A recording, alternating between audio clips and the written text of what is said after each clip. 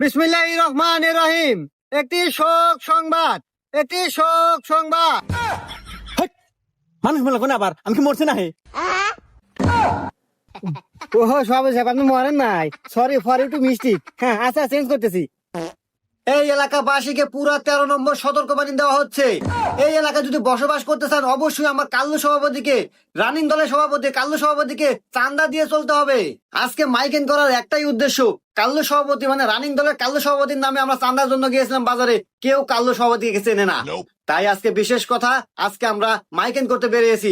আজকে আমি নাম বলে দিচ্ছি, আমাদের রানিং দলের সভাপতি কাল্লু সভাপতি, তার নামে আপনাদের চাঁদা দিতে হবে।